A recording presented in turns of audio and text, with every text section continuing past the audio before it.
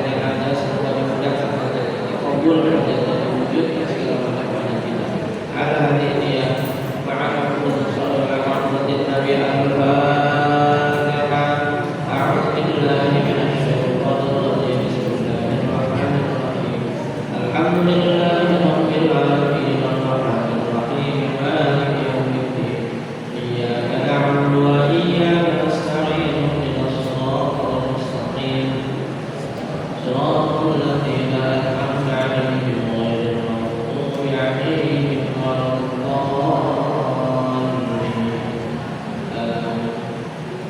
بسم الله الرحمن الرحيم. قال المؤلف رحمه الله تعالى وآداب النفع وبحكم.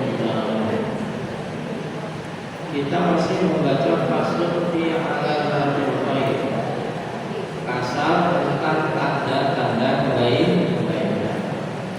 Kita sampai hadis yang ke-75. Nasihat Rasulullah kepada Rasulullah kepada Imam Ali radhiyallahu mengatakan, ya Ali, isidni thalathu alamat, kismanul ibadati wa kitmanus sadaqati wa kitmanul ma'asiyah. Wahai Ali, orang yang benar itu ada 3 tanda. Orang yang benar mempunyai 3 tanda. Dan kepengen kita itu semuanya dianggap orang benar. Betul nggak? Betul nggak? Bahkan orang yang jelek sekali itu kepengennya dianggap orang benar. Begitu kan Bu ya? Apalagi kita yang benar-benar berupaya pengen menjadi benar. Ya, kita yang berupaya benar-benar pengen menjadi orang benar. Nah, setidaknya orang benar ini ada 3 tanda. Ya, ada 3 tanda. Karena memang kecenderungan kita sebagai manusia senang kepada kebaikan, senang kepada kebenaran. Gak ada di antara kita yang senang kepada keburukan. Sekalipun seorang penjahat pun pasti dia sesungguhnya tidak mau melakukan kejahatan. Betul nggak? Seorang ayah, seorang ibu yang jahat nggak kepengen anaknya berbuat jahat seperti kedua orang tuanya. Betul nggak? Ya, kan? Ya. Orang yang kita misalnya kalian tuh ada penculikan bayi, lihat ya Bu, ya, di Makassar diculik bayi. Padahal itu anak punya bayi, punya anak kecil, kenapa nggak anaknya dijual? Karena kenapa? Karena hal yang demikian menurutnya tidak baik. Betul nggak? Dia punya anak yang seusianya diculik, kenapa nggak anaknya dijual? Misalnya.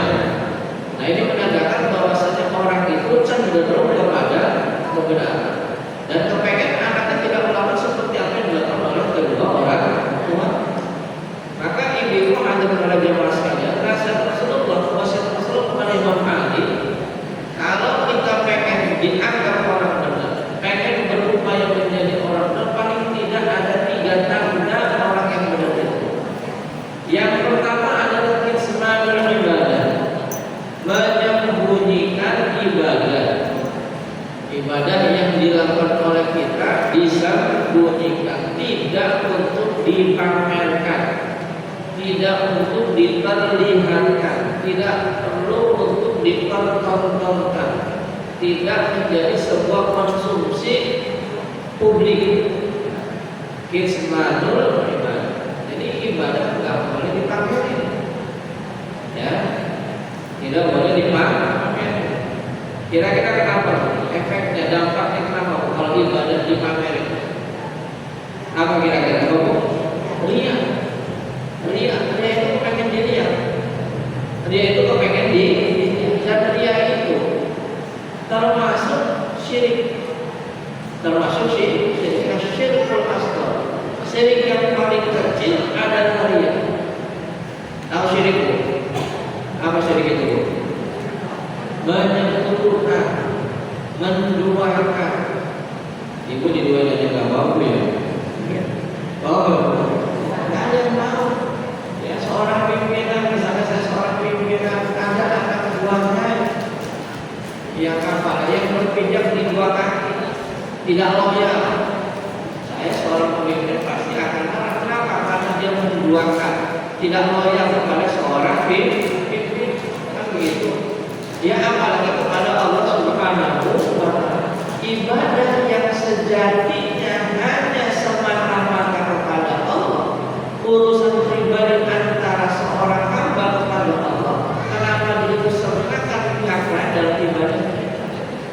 Ibadah yang mestinya tulus, ikhlas, murni kepada Allah, kenapa ada tujuan-tujuan lain selain kepada Allah Subhanahu wa ta'ala? Maka kalau ada seseorang yang mengamalkan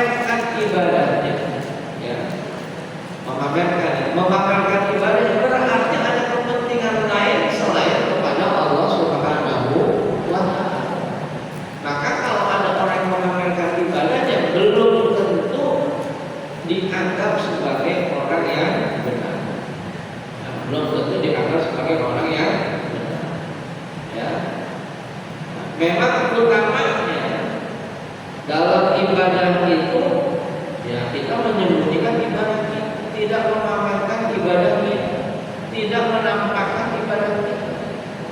Tapi tidak selamanya ibadah yang ditampakkan, yang terlihat oleh orang lain itu dilarang oleh Allah Subhanahu wa Ta'ala. Tidak selamanya, karena ada tujuan tertentu dari ibadah yang diperlihatkan dan ibadah ditampakkan agar memberikan contoh kepada orang lain untuk melakukan ibadah yang sama. Atau misalnya nih Bu, misalnya tadi ini kan kita ngaji pakai speaker ya, betul nggak Bu? Tadi Ibu ngaji kan sebelum ngaji dimulai kan ada kan, betul nggak Bu? Itu kedengaran betul? Kedengaran. Ya, kira-kira ditampakkan kan Bu? Ditampakkan, iya kan? Orang lain menjadi tahu kita sedang melaksanakan pengajian di Masjid Al-Mukarram, betul nggak? Kira-kira tujuannya Bu? Pasti saya meyakini ibu-ibu tujuannya bukan dia. Dia kan ya, tujuannya apa? Memanggil. Ya sebelumnya kan dipanggil bahwa ibu-ibu para jamaah sekalian, hari ini hari Senin. Ya, sudah menunjukkan jam 13, jam 1 siang, ayo ibu-ibu datang ke Masjid Al-Mukarram untuk bersama-sama mengaji. Gitu ya. Nah, setelah itu ibu ngaji satu persatu kan begitu kan? Nah, tujuannya bukan dia. Tujuannya mengajak orang lain untuk ikut bersama-sama beribadah. Maka secara ini tidak selamanya ibadah yang ditampakkan itu, yang diperlihatkan itu tidak selamanya dilarang. Ya, hanya karena tujuan-tujuan tertentu, utamanya adalah dia yang menjadikan sebab ibadah yang diperlihatkan itu menjadi dilarang oleh ajaran agama. Karenanya Sayyid Abdullah bin Al-Hamdan yang menuliskan Al-Tibul Hamdan bertanya ya, tentang apakah ibadah itu boleh ditampakkan atau disembunyikan. Maka beliau mengatakan i'lam annal izhara afdal liman la yakhsha 'ala nafsihi wa yad'u an yaqtadi bihi fima yazharu kama min ibadihi. Ketahuilah bahwasanya menampakkan ibadah, memperlihatkan ibadah yang dilakukan oleh seseorang itu afdal, lebih utama. Menampakkan, memperlihatkan ibadah yang dilakukan oleh seseorang itu lebih utama. Bagi siapa? Liman la yakhsha, bagi yang yakin dirinya tidak berbuat ria. Ya, halo. Yakin kalau dirinya tidak akan terjebak pada dia, yakin dirinya dengan ibadah yang dilakukannya itu tidak menyebabkan dia berbuat dia, maka itu lebih utama ditampakkan. Ya, tujuannya apa? Wayadu ayyadana bihi ahadun minal mu'minin min ikhwanil mu'minin. Tujuannya adalah agar saudara-saudaranya yang lainnya mengikuti apa yang dilakukan. Tadi ibu-ibu ngaji, sekarang kita speaker sedang menggema ini terdengar di luar. Barangkali ada saudaranya yang lupa kalau ini hari Senin. Iya ada pengajian, itu dia lupa ada suara pengajian. Segera dia menggerakkan kakinya, melangkah kakinya untuk segera menuju masjid. Jadi mengingatkan, mengharapkan adanya keikutsertaan orang lain untuk melakukan ibadah yang sama. Nah, jadi syarat yang pertama ibadah ditampakkan itu lebih utama apabila seseorang itu merasa yakin betul dirinya tidak akan berbuat ria. Ya, wal infa'u afdalu liman yakhsha ar-riya'a wa la yaqbalu khilaf. Dan menyembunyikan, menutupi ibadah yang dilakukan itu pun lebih utama bagi orang yang khawatir diri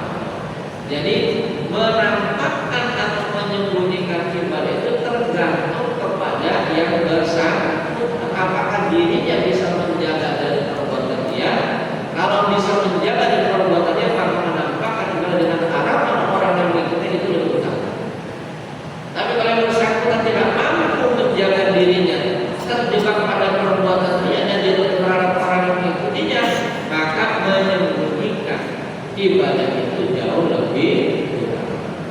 Ya.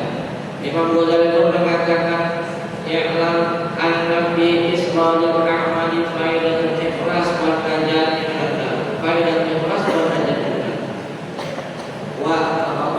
Wal najat min an-nar. Bahwasanya menyembunyikan ibadah itu faedahnya adalah menjaga keikhlasan kita dan terbebas dari perbuatan riya. Wa fil izhar pada tidak buat artinya nasib fil khair. Dan menampakkan ibadah juga ada faedahnya, yaitu berharap ada orang lain yang tidak memotivasi orang untuk berlaku yang sama. Maaf bu, misalnya tadi lagi ngaji, ya lagi ngaji pakai speaker. Ketika itu lagi ngaji kan pasti di antara bacaan ada yang salah, betul nggak bu? Betul nggak bu? Ada yang salah. Ketika ada yang salah, kamu ada betulnya, ada yang benar begitu aja. Ngaji masih salah tapi berani. Masa saya nggak berani sih? Pasti kalau saya salah juga pasti dibenerin, nggak bakalan diomelin. Memberikan semangat kepada yang lain untuk mengikuti belajar mengaji meskipun belum sepenuhnya. Oh ibu aja itu tadi belajarnya masih salah, nggak apa-apa, dibetulin. Nah saya juga begitu kan, saya juga masih banyak kesalahannya nih. Jadi ada dorongan, ya, dorongan sehingga mau mengikuti belajar mengaji meskipun masih banyak salah. Kalau jelas ada keinginan dari orang untuk melakukan ibadah yang salah, ya. Walaupun fi afadunya, tapi memang besar kemungkinan menampakkan ibadah itu ada celah untuk berbuat riya. Jadi perlu perlu hati-hati, perlu waspada. Allah pun mengingatkan in tubdus sadaqati fa ni'mahi wa in tukhfuha wa tu'tul fuqara fa huwa khairul lakum. Kata Allah, jika menampakkan sedekah itu merupakan sebuah kenikmatan. Wa in tukhfuha, jika menyembunyikan sedekah yang dikeluarkannya dan memberikannya kepada fakir miskin, itu merupakan hal yang sangat baik. Orang bersedekah boleh menampakkan karena itu sebuah kenikmatan. Artinya tidak banyak orang yang mampu bersedekah. Betul nggak bu? Betul nggak bu? Tidak banyak orang yang mampu bersedekah. Kadang-kadang ada orang kaya tapi bersedekah itu sangat sulit untuk dilakukannya. Betul nggak bu? Kita ini yang ekonomi yang tidak terlalu banyak dibandingkan dengan tetangga kita yang kaya, tapi kita mau bersedekah. Ketika kita mengaji ke sini bawa uang untuk tambah masjid Al-Mukarramah ini, ya, memberikan bersama-sama memberikan bantuan untuk memberi konsumsi dan sebagainya. Kita yang tidak mempunyai kemampuan banyak mampu bersedekah, maka sesungguhnya menampakkan sedekah itu merupakan sebuah kenikmatan karena tidak banyak orang mampu melakukan sedekah. Ketika orang tidak mampu banyak melakukan sedekah, dengan sedekah yang kita tampakkan, harapannya orang-orang lain pun ikut melaksanakan sedekah, ikut mengeluarkan sedikit hartanya untuk bersedekah. Tetapi kata Allah, wa in tukhfuha wal fuqara fa huwa khairul. Tapi kalau kita menyembunyikan sedekah dan memberikan langsung kepada fakir miskin, itu jauh lebih baik. Nah yang kedua itu adalah kitman sedekah. Sekaligus itu ya. Ciri yang pertama kitman ibadah, menyembunyikan ibadah. Yang kedua kitman sedekah, menyembunyikan sedekah. Ya. Nah, ibu-ibu hadir para jamaah sekalian. Nah, sekarang ini kan zamannya media sosial. Betul nggak bu? Betul nggak bu? Apa-apa kalau di-upload, apa-apa menjadi konten. Betul nggak bu? Pernah nggak ibu melihat video YouTube orang berbagi? Pernah nggak bu? Ya dulu kan ada tuh kalau di TV zaman apa namanya uang kaget. Pernah nggak baca uang kaget bu? Ya dikasih duit sekian juta dibelanjakan dalam waktu 5 menit, gitu bu ya?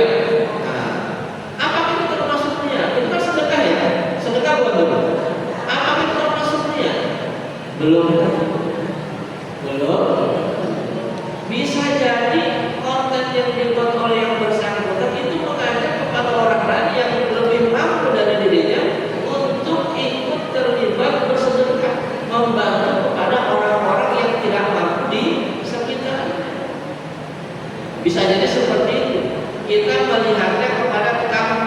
luarnya, kita nggak bisa melihat kepada tampilan batinnya. Betul nggak? Nahnu bil zahir, ya, kita menghukumnya atau menilai dari sisi lahiriah. Sisi batinnya kita karena itu urusan yang bersangkutan dengan Allah Subhanahu wa Ta'ala. Kejujurannya kepada yang bersangkutan itu, dia maksud darinya apa betul-betul membantu kepada fakir miskin, dikembalikan kepada yang bersangkutan. Tapi kenyataannya memang semakin hari konten-konten yang mungkin semakin banyak. Betul nggak? Semakin banyak kita berharap semoga saja mereka yang melakukan itu betul-betul tulus ikhlas karena Allah Subhanahu wa Ta'ala, betul-betul ingin membantu kepada ya. Yang kedua, ibu-ibu hadirin para jamaah sekalian, mereka yang membuat konten kreator itu, yang menjadi youtuber dan sebagainya, sesungguhnya bukan sepenuhnya uang yang dimilikinya. Ibu kalau nonton YouTube, ya, kalau nonton video-video begitu, itu pakai internet ya bu? Pakai internet ya bu? Beli internet ya bu? Beli. Jadi sesungguhnya dia mendapatkan keuntungan dari kita melihat YouTube-nya, sehingga dia dibayar. Dia mendapatkan keuntungan dari membuat konten karena banyak yang termasuk kita yang melihat. Dan dia mungkin berkeinginan kepada subscribernya yang mengikutinya itu, ingin menyampaikan bahwa keuntungan yang saya dapatkan dari konten ini dikembalikan kepada orang-orang yang tidak mampu. Ya, barangkali begitu, ya, dikembalikan kepada orang-orang yang tidak mampu. Nah, sekali lagi, ilmu sedekah banyak. Kalau ingin menampakkan sedekah itu merupakan sebuah kenikmatan. Karena sekali lagi tidak banyak orang yang mampu berbuat sedekah. Tapi kalau kita menyembunyikan sedekah, memberikannya langsung kepada fakir miskin tanpa ada yang tahu, itu jauh lebih baik. Dan maka sekali lagi bagi kita yang melihat, tidak kemudian bersegera berburuk sangka, oh itu punya, oh belum tentu, belum tentu. Sekali kita hanya melihat dari sisi lahiriahnya saja. Ya.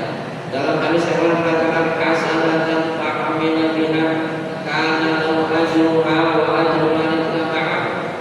Kebaikan yang dilakukan oleh seseorang, maka orang itu akan mendapatkan ganjaran atas kebaikan yang diperbuatnya dan ganjaran atas orang yang mengikutinya. Ya, ganjaran atas orang yang mengikutinya.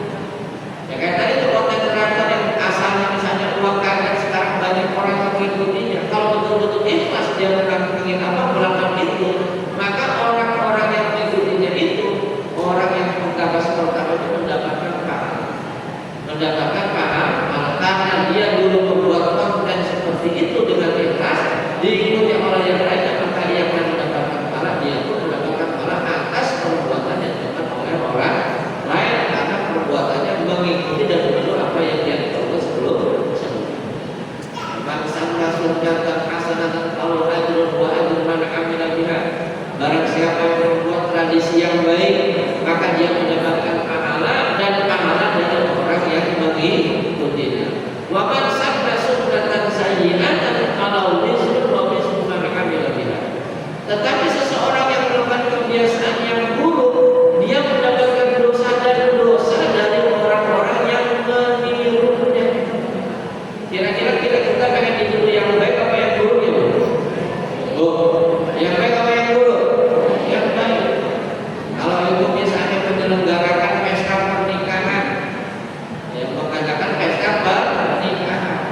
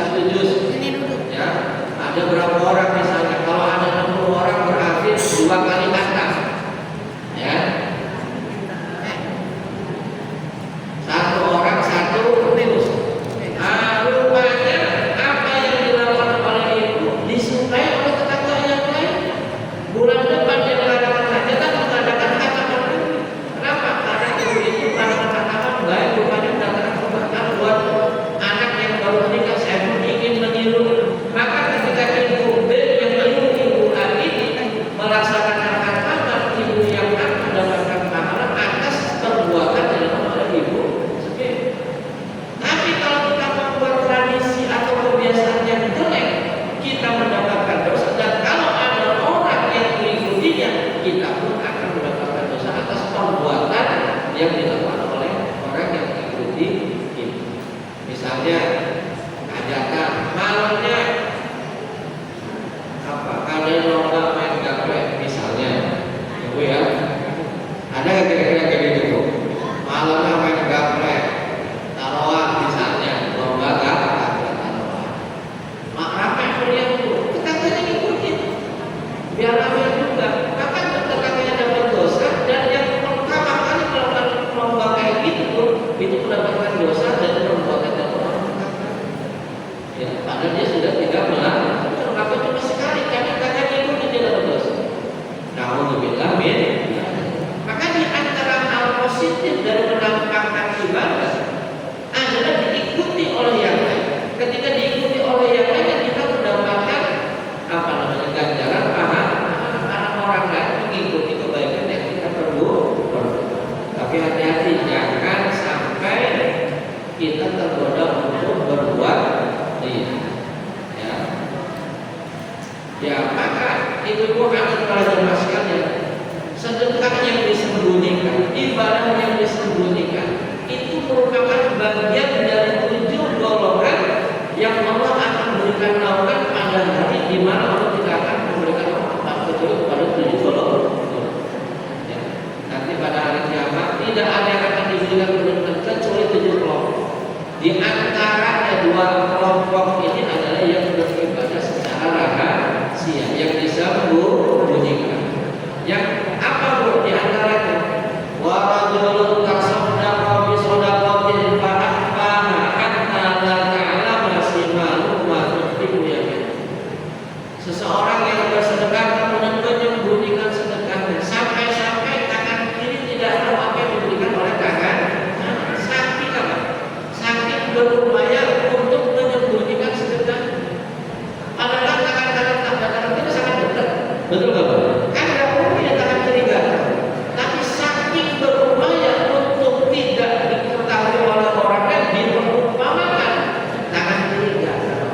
Maka orang ini nanti akan mendapatkan perlindungan dari Allah.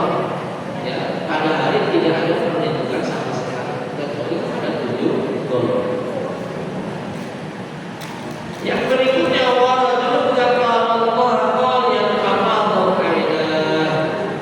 seseorang yang berzikir kepada Allah dalam keadaan sendirian sampai meneteskan air mata. Biasanya kan kalau begini dilakukan oleh seseorang bukan malam. Betul nggak? Betul nggak? Kalau sekarang ibu sholat, tahu nggak? Rasanya susah untuk meneteskan air mata. Betul nggak? Karena suasananya ramai. Betul. Tapi kalau ibu bangun tengah malam sendirian, anaknya tidur, suaminya juga masih terlelap, ya, atau suaminya sholat di tempat yang lain, ya, ibu sendirian berdoa, sholat tahajud berdoa kepada Allah, besar kemungkinan besar kemungkinan meneteskan air mata.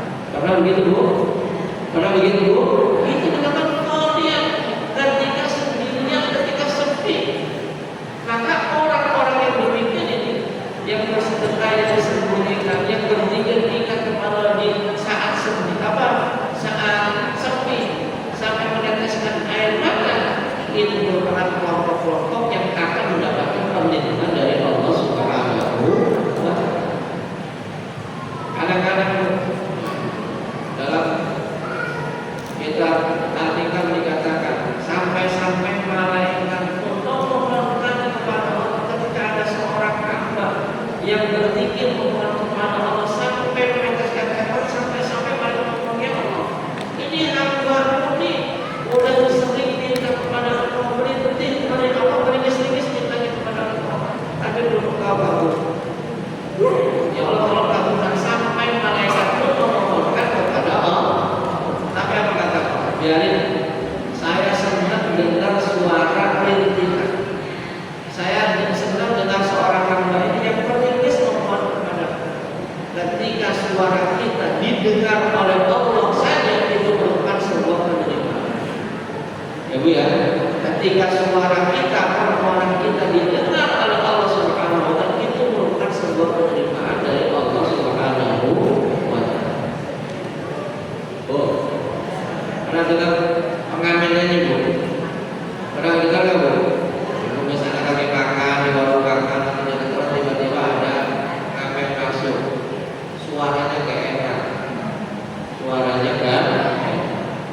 yang melakukan langsung dikasih Bu ya. Sama supaya kenapa langsung dikasih Bu? Biar pergi, suaranya kayak enak. Juga Bu ya. Tapi kalau misalnya ada penyanyi lagi suaranya enak banget, kira-kira siapa yang didiemin biar nyanyi terus banget. Nanti Ibu kasihnya banyak nggak? Banyak kan? Kadang-kadang pendengaran angka suara sesuatu itu kita lihat itu merupakan suatu Islam yang dekat kepada saudara.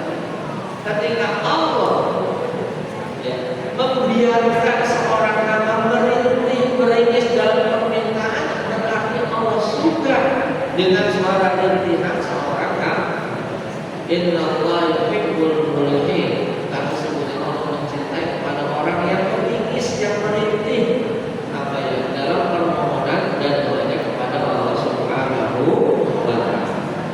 Ya, maka jangan merasa doa-doa kita tidak dikabulkan oleh Allah Subhanahu wa Ta'ala. Apapun doa yang kita panjatkan pasti dikabulkan, pasti dikabulkan. Nabi Musa berdoa kepada Allah. Nabi Musa ini Nabi, disebut sebutannya kalimullah yang pernah berbicara langsung kepada Allah. Ya. Kita Nabi bukan Bu. Kita Nabi bukan Bu. Kira-kira sama Nabi Musa tinggian mana pangkatnya Bu? Tinggian pangkatnya Nabi Musa bermohon meminta kepada Allah untuk kehancuran Fir'aun. Doanya dipanjangkan selama 40 tahun. Berapa lama Bu? 40 tahun. Doanya siapa Bu? Doanya siapa Bu? Nabi Musa. Kita doa besok akan dikabulin sama Allah. Emang siapa sih? Ya. Jadi semua doa kita ada ditolak. Kata Imam Abu mengatakan doa itu semuanya diterima, tapi diterimanya adalah pada waktu yang telah Allah tentukan, bukan pada waktu yang kita tentukan. Kita mohon aja kepada Allah, kita memohon agar kita mempunyai anak yang soleh. Belum tentu kita punya anak soleh. Bisa jadi keturunan kita, cucu kita, cicit kita yang menjadi anak yang soleh. Jadi pada waktu yang Allah tentukan, bukan pada waktu yang kita tentukan. Pada bentuk yang Allah tentukan, bukan pada bentuk yang kita ingin. Kita silakan mohon kepada Allah. Apapun yang kita mohonkan, apapun yang kita persilahkan, tetapi serahkan kepada Allah, kepada ridhaannya, kepada Allah Subhanahu wa Ta'ala. Apakah Allah menentukannya besok, bulan depan, tahun depan, 10 tahun lagi, atau kapanpun dalam bentuk apa? Itu yang Allah pilihkan kepada diri kita, bukan apa yang menjadi keinginan kita. Karena kadang-kadang kita selalu merasa paling tahu kepada diri kita. Betul betul. Merasa paling tahu. Padahal kata Allah bukan itu kebutuhan. Kebutuhanmu bukan motor, cuma sepeda. Kebutuhanmu bukan villa, cuma rumah sederhana. Kan begitu. Betul nggak Bu? Ya. Jadi pada waktu yang Allah kehendaki, bukan pada waktu yang kita kehendaki. Ya. Dan pada bentuk yang Allah inginkan, bukan pada bentuk yang kita inginkan. Adalah para jamaah sekalian, ya, kembali kepada ibadah yang bersebut. Suatu kali Allah merasa bangga, merasa takjub kepada seorang hamba. Seorang hamba ini sedang menggembala kambing.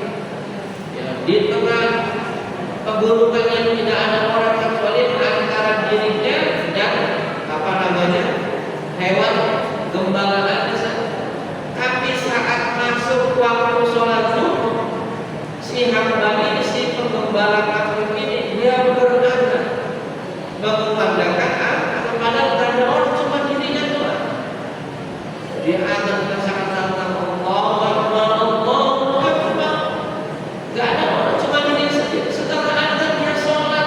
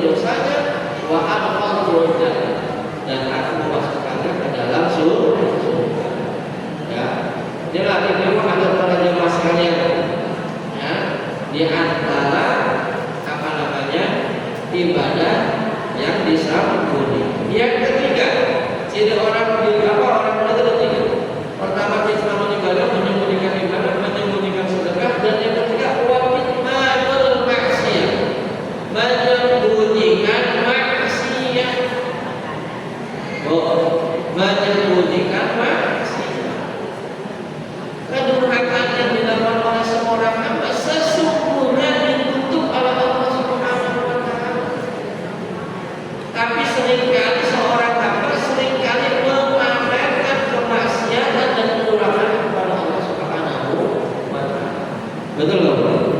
Kadang-kadang ada yang dia sendiri cerita, cuma gua main judi menang 1 juta. Yang lain kan yang dia cerita sendiri, kedurhakannya, kemaksiatannya diceritakan oleh dirinya kepada orang. Ada orang lain. Betul nggak? Betul nggak? Maka sesungguhnya kalau orang yang benar ketika melaksanakan melakukan perbuatan tersebut, dia segera bertaubat kepada Allah. Jangankan maksiat ibadah aja sembunyiin. Betul nggak? Nah kan tadi dua titik kalau ibadah dan ibadah saudara. Ibadah yang sedekah sembunyiin apalagi maksiat. Jangan jadi pamer. Ini jadi industri. Jadi tontonan. Kemaksiatan dan keburukan dipertontonkan, diperlihatkan. Sekarang kan Masya Allah, orang zaman sekarang itu ada yang bikin postingan kehidupan di alam neraka, senang dengan alam neraka, namun lebih lebih. Sekali lagi jangankan masa ibadah aja suruh disambut, apalagi perbuatan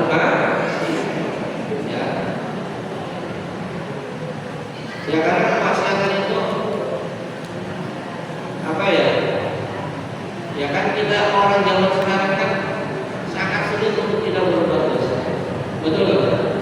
Sedikit yang disadari atau tidak disadari, sengaja atau tidak sengaja, pasti ada dosa yang kita berbuat. Betul nggak? Betul nggak? Cumanya memang kita nggak pernah itu dosa kita.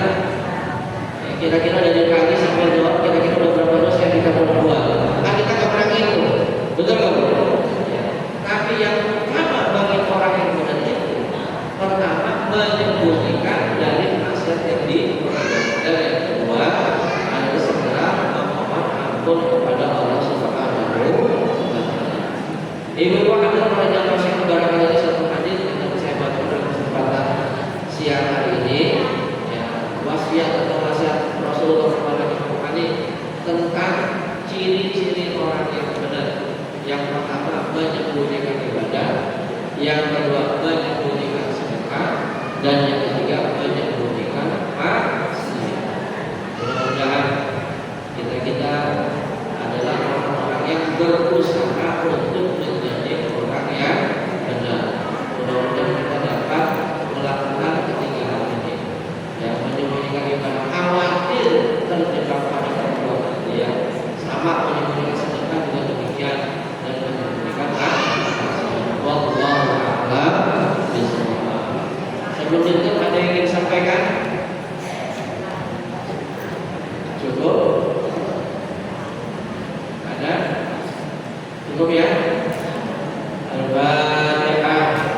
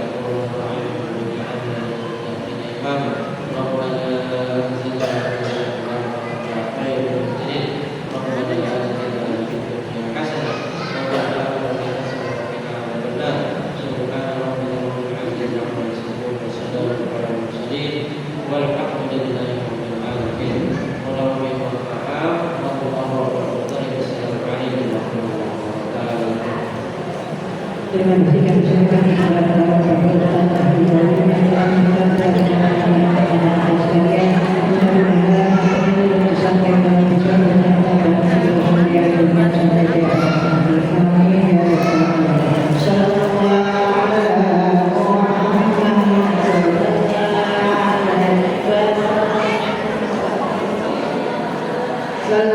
Allah